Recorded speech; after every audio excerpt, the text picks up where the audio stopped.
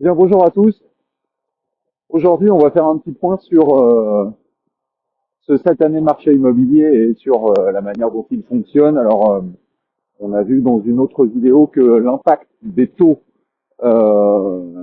avait des conséquences variables selon que l'on se situe sur une échelle à court terme, à moyen terme et même à long terme. Maintenant, je voudrais vous parler d'un autre sujet. Comme vous le savez, et comme on l'a déjà dit dans quelques autres vidéos, il n'y a pas un marché de l'immobilier, il y a des marchés de l'immobilier. Vous avez des marchés de l'immobilier résidentiel, locatif. Vous avez des marchés de l'immobilier qui sont répartis de manière plus géographique, province, Paris, France, USA, etc., etc.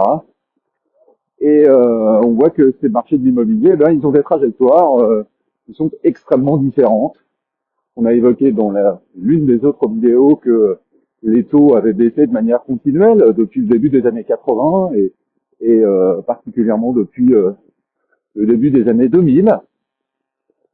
Là, cette baisse de taux, elle a profité aux grandes zones dites urbaines, Paris, Bordeaux, Lyon, par exemple. Et puis, elle a été aussi plus négative ou absolument pas positive, en tout cas pour les zones plus rurales, par exemple. Allez voir les prix de la Creuse et de la Lozère depuis longtemps, vous verrez que ça n'a pas bougé. Et voir les prix d'une ville comme Saint-Étienne, les prix ont baissé, Montluçon, les prix ont baissé. Donc, tout ça pour dire que les taux, bah, c'est quand même pas l'alpha et l'oméga de l'histoire. Mais, mes très chers amis, c'est pas pour vous parler des taux aujourd'hui que je vous fais cette petite vidéo, non. C'est pour vous parler d'un sujet passionnant et d'un sujet de long terme qui est la démétropolisation.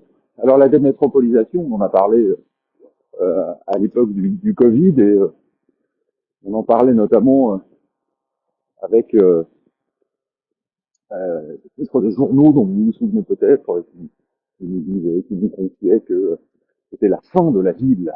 Souvenez-vous, le Covid, c'est cette époque où, tout d'un coup, une partie significative de la France était mise d'office en télétravail, trop tard, était mise d'office en télétravail et avait une tendance à pouvoir aller dans sa résidence secondaire, à aller dans sa résidence secondaire quand elle pouvait le faire.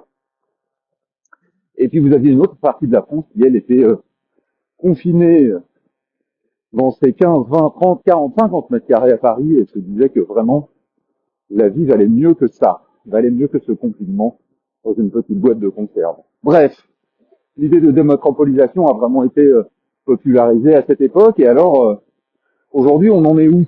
Parce que cette démétropolisation, elle aurait évidemment un impact extrêmement significatif sur le prix au mètre carré puisqu'elle diminuerait de facto la demande. Dans les zones dites tendues, dont je vous ai cité quelques exemples précédemment, Nantes, Bordeaux, Paris, Lyon, et elle augmenterait la demande dans les zones rurales. Alors, là encore, j'en ai parlé dans une autre vidéo, mais vous n'avez pas le loisir de toutes les voir. La première chose, c'est que il faut tout d'abord se réaliser une chose, c'est que on nous parle souvent de déséquilibre entre l'offre et la demande dans l'immobilier. Il n'y aurait pas assez d'offres d'appartements, de maisons à destination de la population. Alors ça, il faut arrêter. C'est une hérésie de dire cela. C'est faux. C'est tout simplement faux. Et pourtant, il est impressionnant de voir à quel point, même lorsque des choses factuellement fausses sont dites et pourtant parfaitement vérifiables, même lorsque des choses factuellement fausses sont dites et pourtant tout à fait vérifiables, elles sont répétées à l'envi par l'ensemble des médias. Aujourd'hui, il y a un excès d'offres. Simplement, l'offre n'est pas située au bon endroit. L'offre, elle se situe dans les zones rurales que nous avons évoquées précédemment. Elle se situe à Nevers, à Saint-Étienne, à Montluçon. Elle se situe dans ces zones. Simplement, personne ne veut de ces mètres carrés qui sont dans des zones dites peu attractives parce que c'est pas beau, parce que c'est loin des zones de travail, parce que, etc., etc., etc., pour tout type de raisons. C'est pas l'objet de cette vidéo. Donc il y a pas de défaut d'offre, il n'y a pas de déficit d'offre aujourd'hui. Ceux qui vous disent ça sont généralement des promoteurs qui vous disent qu'il faut absolument construire, construire, construire, construire. En réalité, il faut surtout rééquilibrer la répartition de la population sur le territoire. Et vous pouvez reboucler avec le titre de la vidéo, c'est la démétropolisation, mythe ou réalité. Alors, en réalité, moi j'ai pas de solution miracle, ou en tout cas, j'ai pas de réponse miracle à ce que l'on peut dire. Ce que je peux dire, c'est quelques éléments très concrets. Le premier élément très concret, c'est que aujourd'hui, les prix de l'immobilier dans la zone tendue référentielle que je vais utiliser aujourd'hui, qui est Paris et région parisienne, on a constaté une baisse significative depuis la hausse des taux, le crack obligataire extrêmement impressionnant que nous avons en 2022 et qui a impacté la hausse des taux directs en 2022-2023 et dont on nous dit aujourd'hui qu'il est corrigé à la marge par la petite baisse des taux que nous connaissons depuis, on va dire, 6-8 mois. Alors attention, hein, je vous rappelle l'historique, on est allé au plus bas à 1, voire même à 0,7 en 2021. Sur 20 ans, nous sommes montés à 4,5 et nous sommes actuellement pour des très très faibles dossiers autour de 3,50. Bon. Donc comme vous le voyez, on a quand même fait plus 2,5, 2,8 points par rapport au plus bas. Hein. Je vous rappelle que 1 point égale une perte de 8% de pouvoir d'achat. Je laisse faire le calcul. 3 fois 8, ça fait 24. Donc, je ne crois pas que les prix soient ajustés de 24% depuis 2 ans et demi. Néanmoins, cette démétropolisation est un mythe, est une réalité. La démétropolisation, c'est le fait que les habitants des zones tendues, des zones urbaines, eh bien, regagnent des campagnes, des zones plus rurales. Alors, je vais me permettre d'aborder ce sujet sous un angle qui est l'angle des nouvelles habitudes et puis l'angle aussi de la technologie. Je trouve qu'on en parle assez peu. Et je vais vous donner quelques points qui laissent à penser qu'aujourd'hui, en tout cas, la démétropolisation est du domaine du possible. Le premier point, vous le connaissez tous et vous l'avez vécu pour certains d'entre vous, c'est la possibilité de faire du télétravail. Le télétravail aujourd'hui, grâce aux moyens technologiques qui nous sont fournis de plus en plus, à savoir la fibre et le déploiement maintenant général et sécurisé d'Internet, le télétravail donc, il a été rendu possible. On l'a tous testé grandeur nature en 2020, ou en tout cas tous ceux qui pouvaient le faire, bien entendu. Respect, courage, force et honneur à ceux qui n'avaient pas pu le faire. Et le télétravail, il est donc possible. Voilà. Alors, après, ça engendre d'autres problématiques que l'on a pu voir, mais en tout cas, techniquement, c'est possible. Et il y a fort à parier que on ne reviendra, en tout cas, jamais complètement dessus.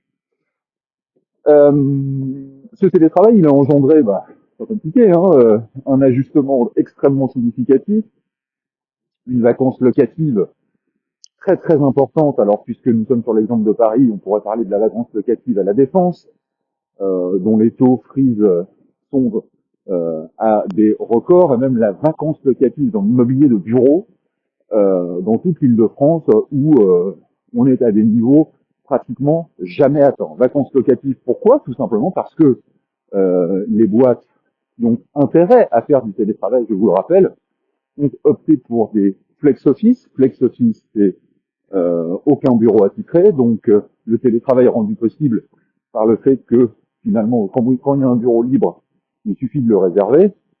Moralité, vous avez la moitié de votre effectif qui est en télétravail, la moitié de l'effectif qui est au bureau. Vous pouvez, là où avant vous aviez besoin de n'importe quoi à 2000 mètres carrés, vous n'avez plus besoin que de 1000 mètres carrés. Hop, ça fait une économie très significative si vous êtes locataire tous les mois, en charge immobilière, ou si vous êtes propriétaire, vous revendez votre immeuble ou vous sous-louez à une autre boîte, terminé, fin de l'histoire. Donc ça, c'est l'impact du télétravail. Ça a généré une vacance locative dans l'immobilier de bureau extrêmement impressionnante. Et pour le moment,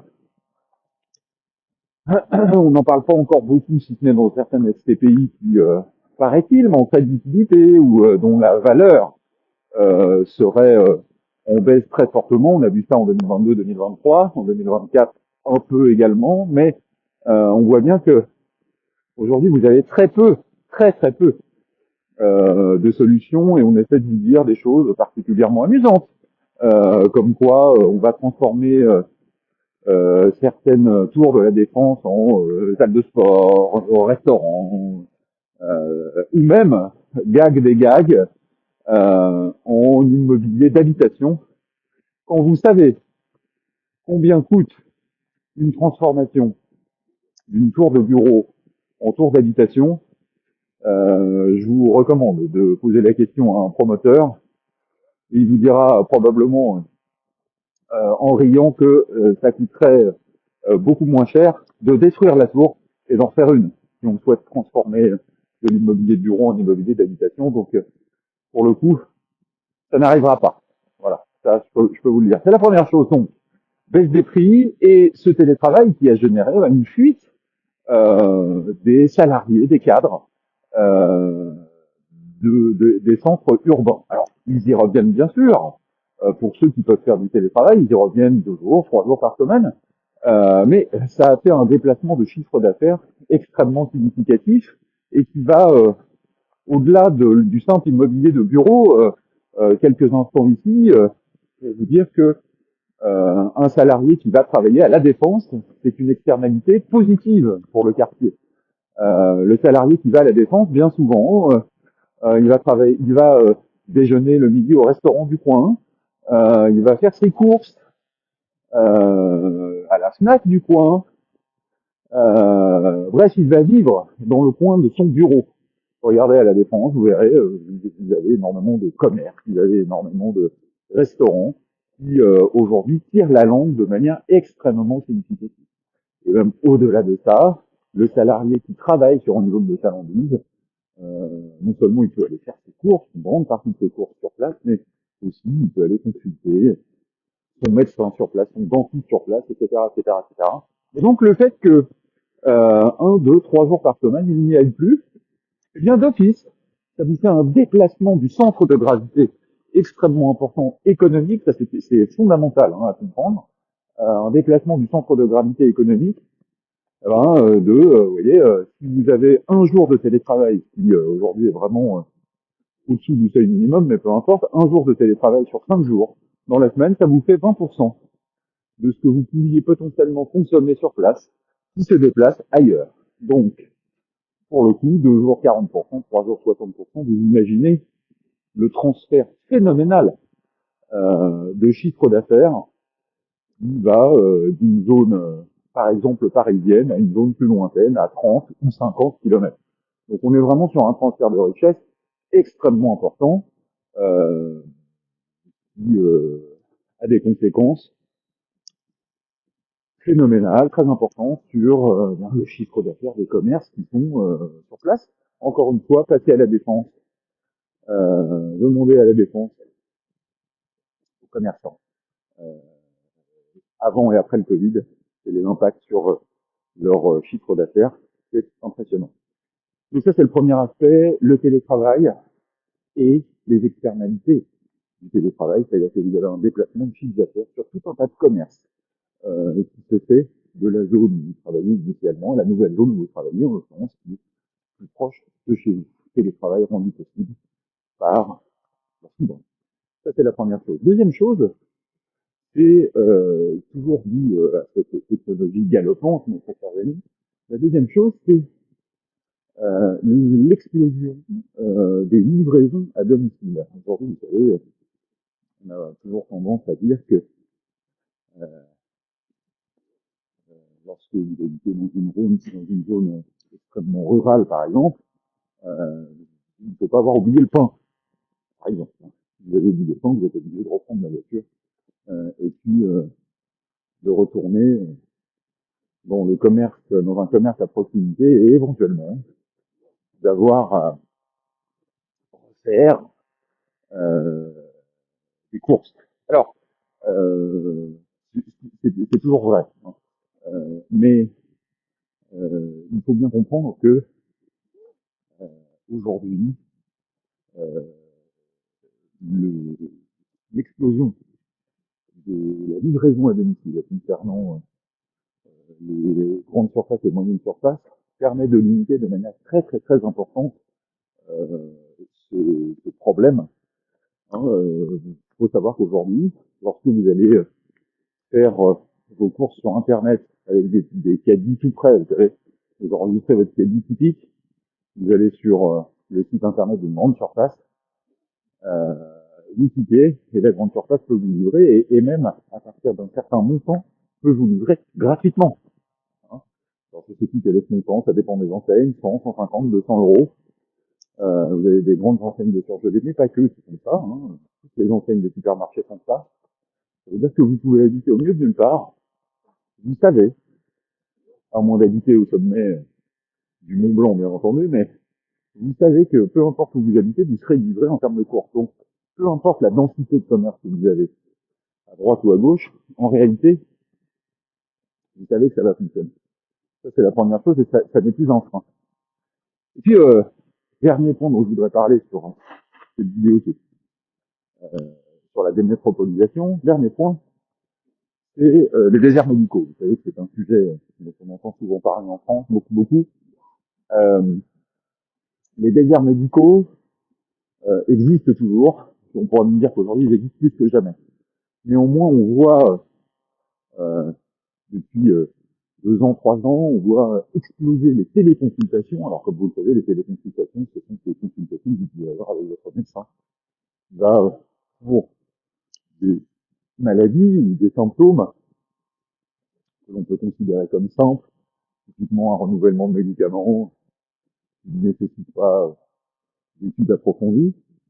Euh, Ce sont ces consultations qui permettent donc, en restant chez soi, d'avoir des ordonnances.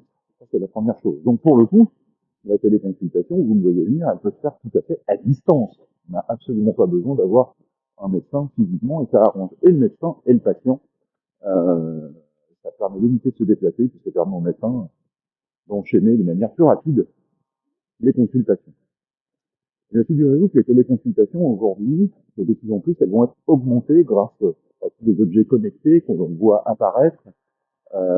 Elles vont être améliorées, augmentées donc ces téléconsultations via l'intelligence artificielle, puisque les outils apparaissent.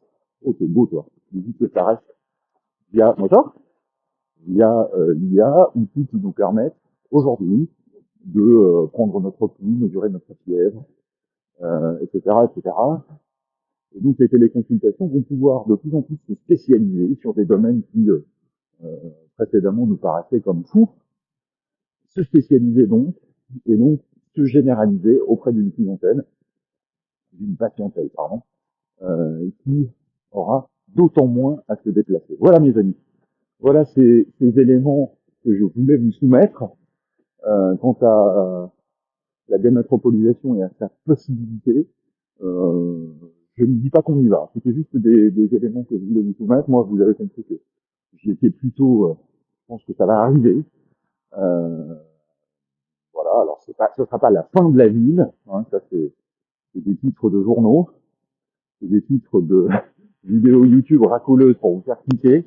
Donc, ça ne sera pas la fin de la ville. Mais force est de reconnaître que vous aurez une accélération des possibilités, en tout cas, d'aller s'expatrier et d'aller un petit peu plus loin, un petit peu plus loin de la ville pour payer moins cher. Je vous embrasse. Je vous dis à très vite.